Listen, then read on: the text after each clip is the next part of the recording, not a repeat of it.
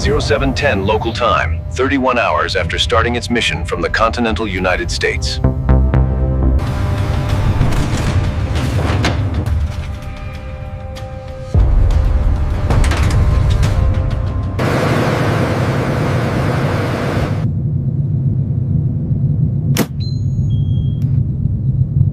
With their targets already stored in memory, the Iranian military had invested a decade and billions of dollars creating an integrated air defense system.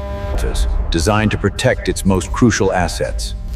But for mission planners at CENTCOM, this network wasn't a wall to be broken. Not a wall to be broken, but a pattern meteorology.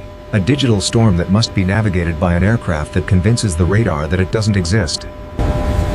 This 90-second attack was not the main attack. It was the detonator. The B-2's real weapon wasn't the bombs it carried. The cabin of a B-2 Spirit is a strange place to contemplate the curvature of the Earth. It's not the adrenaline bubble. For the pilot and mission commander, their office has been a pressurized box crossing 9 time zones without stopping during the last day and a half.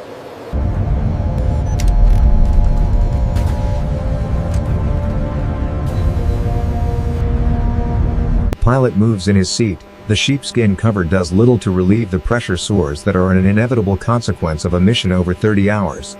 He flexes his fingers. The lateral hand controller is cold and smooth. His entire career has been a rehearsal for this moment. Years of simulations, hundreds of hours in this same cockpit, practicing a mission profile that has never been flown in combat, until now. His flight originated at Whiteman Air Force Base, Missouri. The route was a carefully threaded needle planned by CENTCOM computers. The B-2's mission planning system ingests terabytes of intelligence data, the location of every known radar emitter, every SAM battery. It then plots a path of least resistance.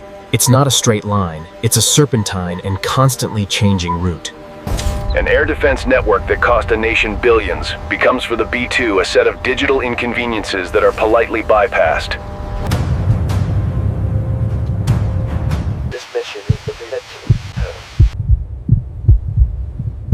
Their nuclear program after the limited attacks of 2025. They had dispersed their assets, hardened their facilities, and accelerated enrichment. The International Energy Agency lost what it called continuity of knowledge.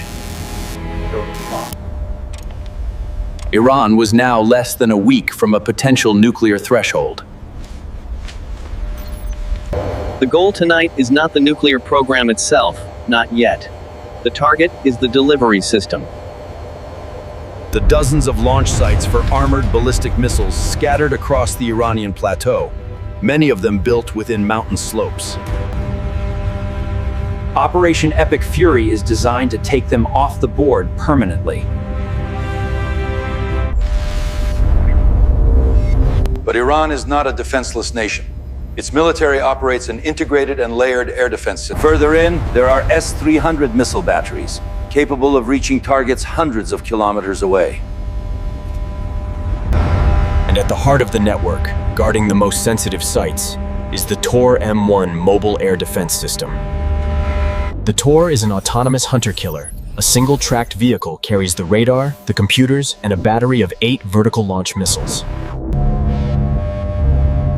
For the Iranian operator sitting inside his Tor battery tonight, the sky is empty. But his job is to watch the vacuum, to listen for a whisper of radio frequency energy that betrays the presence of an intruder.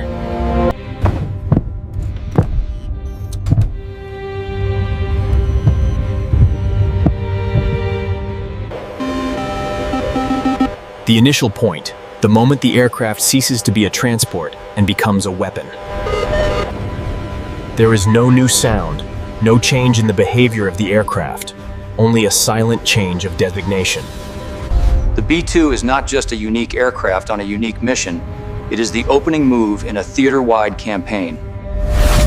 And at the moment its weapons are released, every sensor in Iran will lisp. The hornet's nest will have been kicker! Lanat! Iran is not a defenseless nation. Its army operates an integrated layered air defense system. And at the heart of the network, guarding the most sensitive sites, is the Tor M1 mobile air defense system. The Tor is an autonomous hunter-killer. A single-tracked vehicle carries the radar, the computers, and a battery of 8 vertical launch missiles. It is designed to shoot down cruise missiles and aircraft that have managed to pass the outer layers.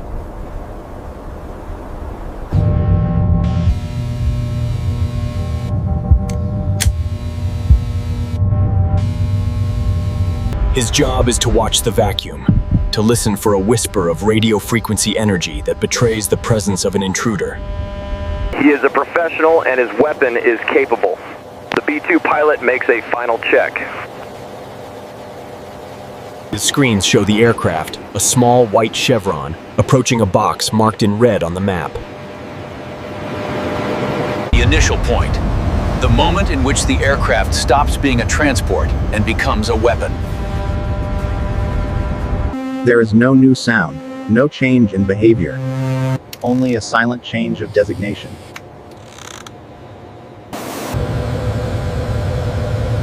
The B-2 is not just a unique aircraft and unique mission. And in the moment its weapons are released, every sensor in Iran will light up. The hornet's nest will have been kicked. Before entering how the mission planning system routes it around threats that can't even see it. Now that 2,000-pound bomb isn't just falling, it's hunting. This is how it works.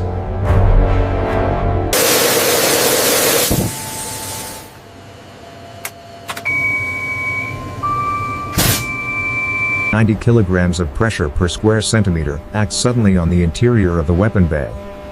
The aircraft remains perfectly stable.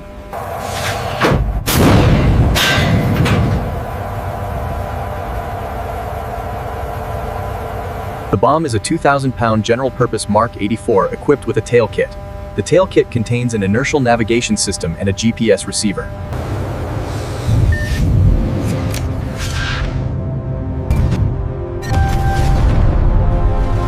Its only purpose is to continually calculate the difference between where it is and where it needs to be, and to erase that difference using its small control fins. This leads to the central pivot of Operation Epic Fury. In 2025, the US used the GBU-7. The world expected the next step to be an even bigger weapon. It wasn't. The first wave of Epic Fury used 2,000-pound bombs. This was the doctrine of target-tailored munitions made reality.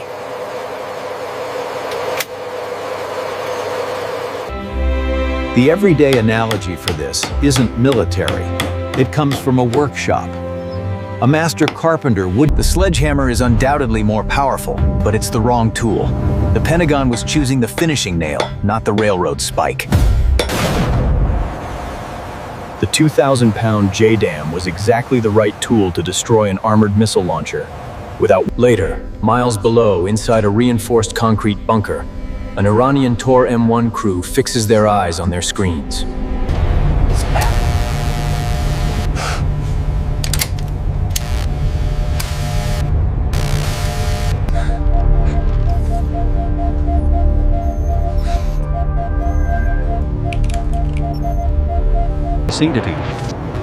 The unique contribution of the B-2 is its shape. A conventional aircraft is a collect. A radar signal hits them and bounces directly back to the receiver, creating a clear image on the screen. The B-2 has no right angles. Its surfaces are a complex series of curves designed to capture incoming radar waves and scatter them in every direction.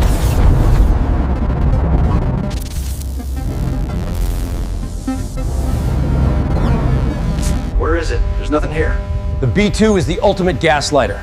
It flies through your airspace and tells your multi-million-dollar radar that it's just being paranoid. The bombs are now in their terminal phase. The INS and GPS reference each other, making 1,000 small adjustments per second.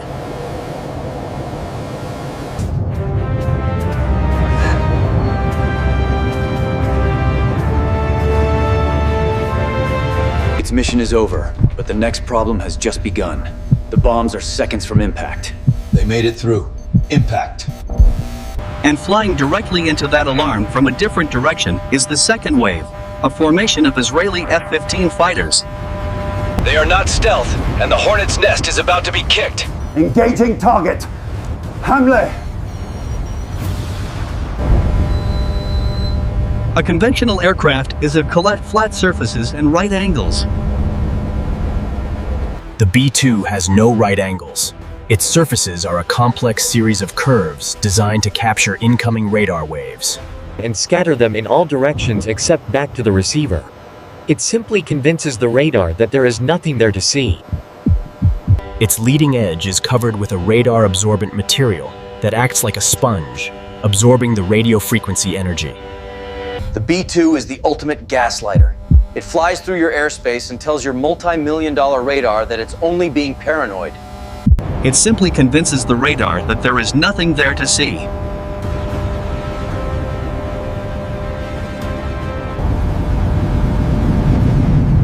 The bombs are now in their terminal phase.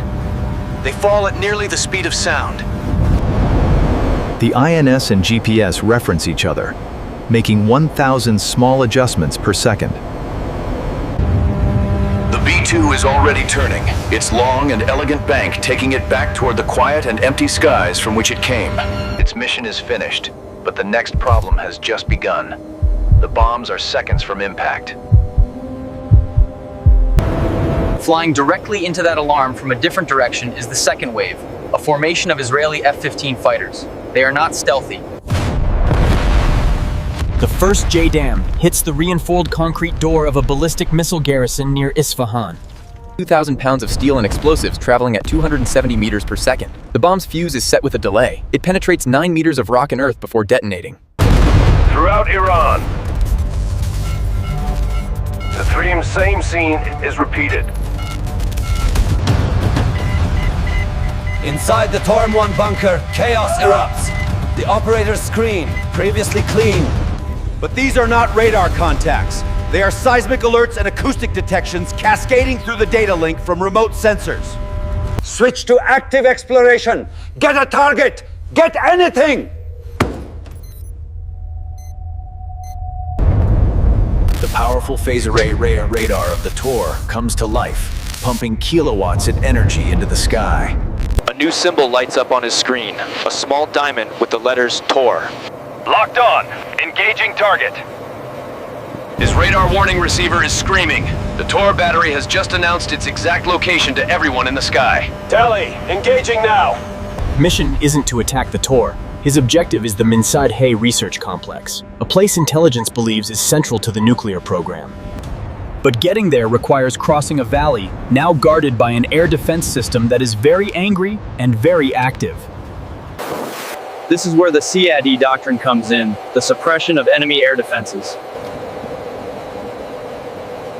The HAR-M, high-speed anti-radiation missile, has a unique personality. It's a creature that feeds on radio waves. Its seeker head is designed to listen to the specific frequencies used by enemy radars and fly directly down the beam. Magnum! Strike one away! The moment the Tor Raider tore off or turned on his radar, he became food. Contact! Fast mover! Bearing 280! It's a HARM! The Tor operator sees a fast-moving contact appear on his screen. Shut it down! Shut it down now! The doctrine is clear. If you're being targeted by a harm, shut down your radar immediately. He hits the cutoff switch.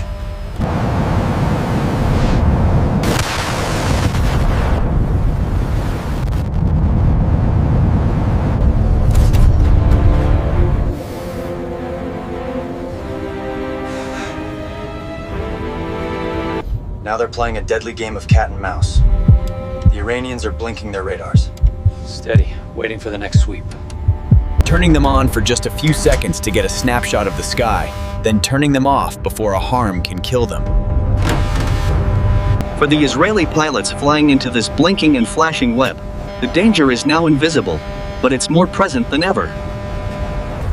Iran took 13 months and an estimated $2 billion to rebuild the launch sites in Isfahan. At 0710 local... The Israeli F-15 pilot pushes his accelerators forward. He is now in the valley, flying at 900 kilometers. His radar warning receiver, the RWR, is a cacophony of beeps and chirps as Iranian radars turn on. Weapon Systems Officer, the Wizzo in the back seat is managing the targeting pod, looking at an amplified green-tinted view of... Suddenly, a new and sharp tone screams in the pilot's ears. A launch warning. Launch! Launch! Break! It didn't turn on their own radar. Instead, they received a target trajectory from a different long-range radar.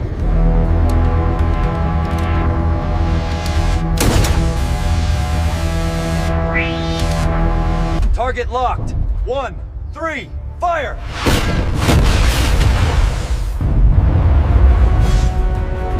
Inside the F-15, the pilot sees the symbol of an active missile tracking him.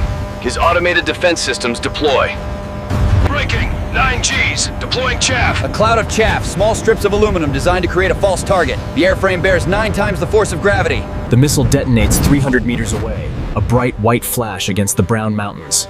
The F-15 shudders, but the attack can proceed. The Israeli F-15 pilot pushes his throttles forward. He's now in the valley, flying at 900 kilometers per hour. His eyes are not on the outside, they're scanning his screens. Airspeed, altitude, target box, threat indicators. He's a systems manager, piloting an office capable of 9 Gs.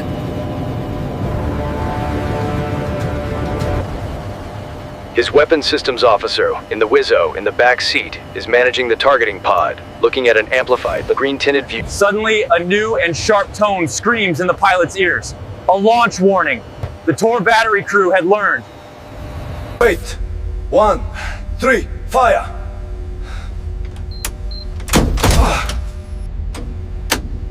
A single missile jumps from the launcher, accelerating vertically. Inside the F-15, automated defense systems deploy a cloud of chaff. Braking hard! Pulling 9! Break. Bears 9 times the force of gravity. The missile loses guidance and detonates 3 of us. Target fixed. Building in sight. Laser active. The WWSO fixes the target, a low windowless concrete building, laser active. 2 1,000-pound laser-guided bombs separate from the aircraft's wings. They follow the invisible laser beam, impacting within centimeters of the aiming point. The attacks on the missile sites and Minsadeh have made the entire Iranian command and control network light up. In Qatar, strike planners at CENTCOM are watching this happen on their own screens. Every time an Iranian... Fire mission confirmed. Coordinates locked. Launch in 3, 2, 1. Planner. These are short-range ballistic missiles, traveling at Mach 3. They don't target nuclear sites. They target the command bunkers, the communication nodes, and the headquarters that lit up in response to the first 2 waves. The scale has escalated from a single stealth bomber to a multi-aircraft strike package to a multi-dimensional... The primary physical targets are now destroyed or in flames. The infrastructure of the nuclear program is paralyzed.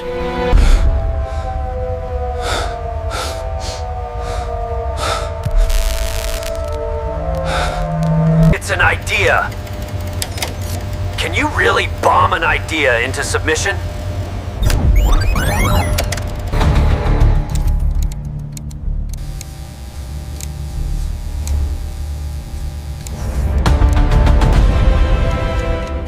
The 72 hours following the initial attacks are a study in controlled demolition. With the primary air defenses blinded or destroyed, unmanned aerial vehicles loiter over the target sites. Transmitting live video back to the planners. Any sign of activity, a rescue attempt, or damage control is met with small, precise attacks.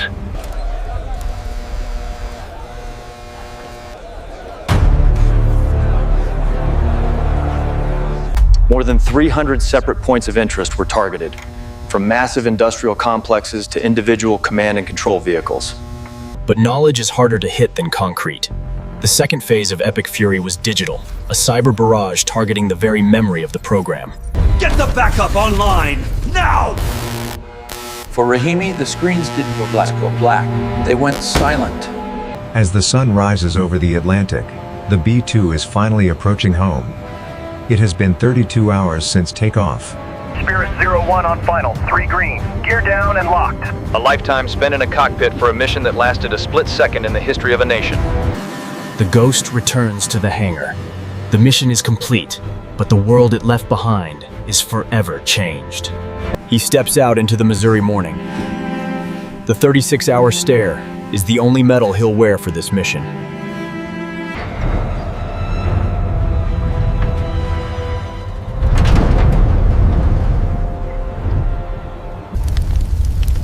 General Rahimi, the sky is now a source of terror. The empty blue is a reminder of a weapon. In Qatar, the battle damage assessment is final. 98% target neutralization. The nuclear clock has been reset. You cannot bomb a thought, but you can destroy the means. Reports are coming in of massive synchronized explosions across multiple Iranian provinces. Initial assessments point to a... And every hour of that flight cost $150,000 in specialized maintenance. The B-2... The pilot's day ends where it began, in a quiet room.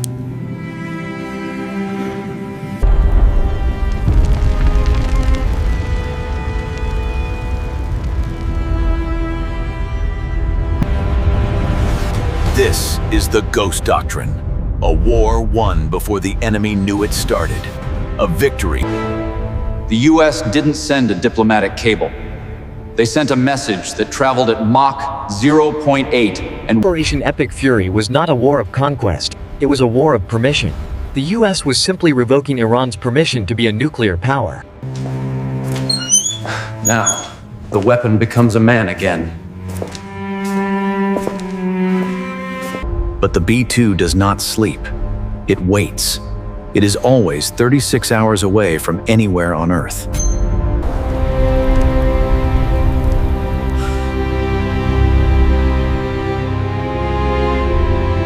The Ghost doesn't need to win every battle. It only needs to exist. Its presence is a permanent question mark in the mind of every adversary. The files are closed. The data is archived. But for the men who planned it, the mission never... One man drives home to a life that will never know what he did last night. He is the ultimate ghost in the machine. While the world sleeps, the Ghost is awake. Somewhere, 16,000 meters above